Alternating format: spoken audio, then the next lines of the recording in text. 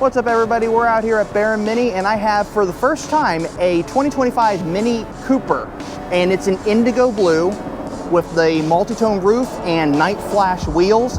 Just an incredible looking car overall. Has this really nice interior, which you'll now see. Look at that. And these are actually the JCW buckets. So they have the fixed headrest, they have the extra bolstering, so really, really nice. And it's in this, I know it's Veskin, but I can't remember the color, but it looks very much like satellite gray, so I'm just gonna call it that for lack of a better term. And this car is pretty well equipped on the inside. You have this really nice houndstooth dash, round OLED screen, really, really cool there, with all of your information that you could possibly need for your car right here at your fingertips. Quite a nice setup here. New air vents with the switches. Pretty nice. Panorama sunroof, of course.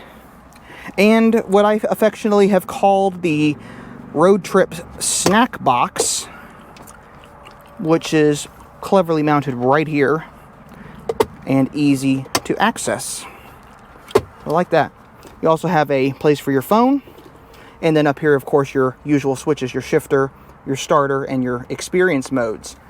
Now over here you have your steering wheel, and this is different. I have not pointed this out before, but it is part of the new design of the cars.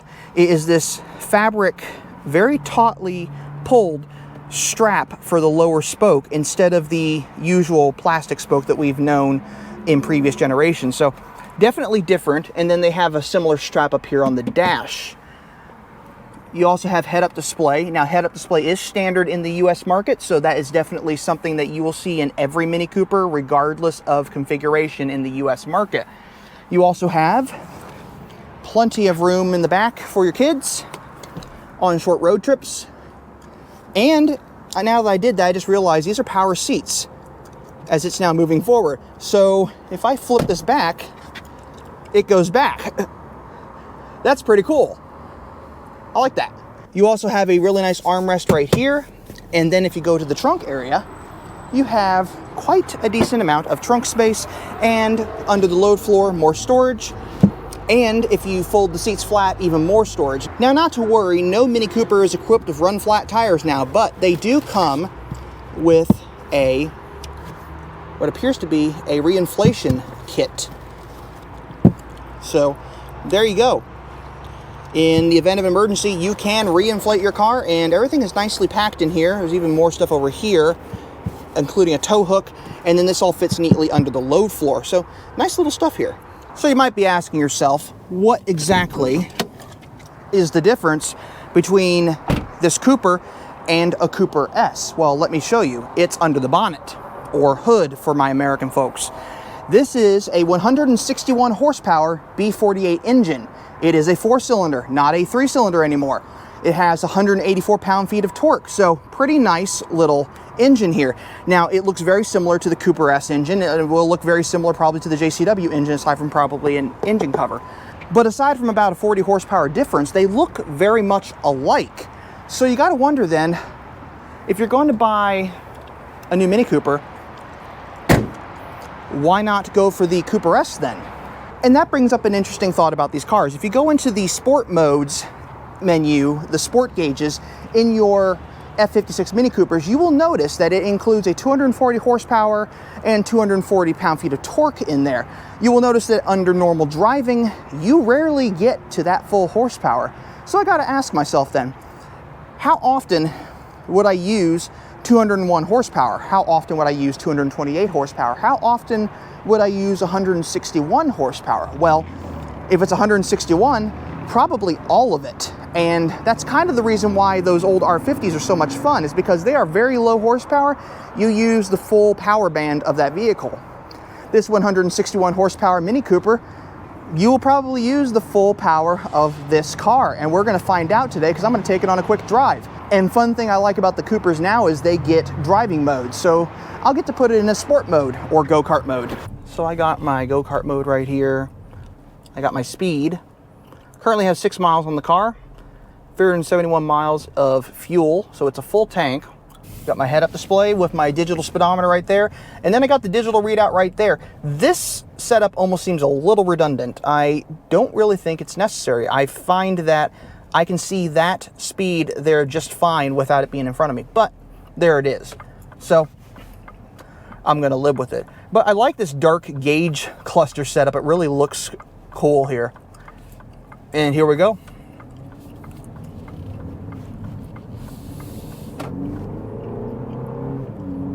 Oh, this thing has some pep. It has a lot of get up and go. Now the sales manager said that he thought the 7-speed shifted better in the Cooper than in the Cooper S. Remains to be seen. But I think it's pretty nice.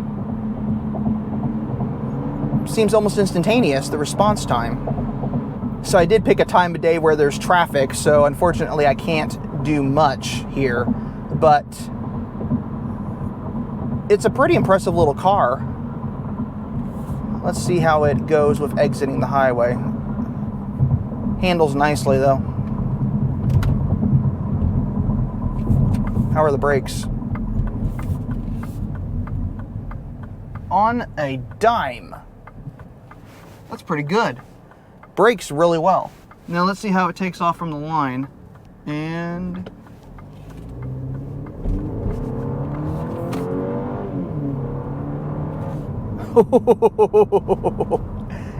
it sounds good. I like this.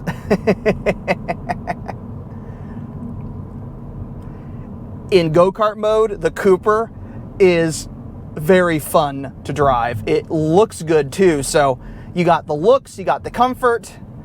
It's just a cool car.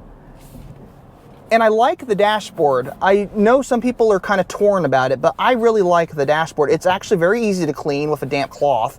And I like the way the vents are set up. It's kind of a minimalist vibe to it, but with some curves where they need to be. Lots of elongated ovals. Ooh. This thing accelerates beautifully. It's just really, really good. Get up and go is really good. This is a perfect like city car, but I think this would even be a perfect cruising on the highway car. I almost feel like the B48 4-cylinder, this is a 4-cylinder in the Cooper. I almost feel like the 161 horsepower with the B48, this is very similar horsepower numbers and even torque numbers to some degree to the R53. This has almost the same amount of torque. Actually, this has more torque than the R53, but it has almost the same horsepower as the R53. 161 horsepower is about a 30 horsepower bump. So that's a lot of extra horsepower. You gained almost 30 more horsepower and an extra cylinder and more torque. Really nice numbers for this car.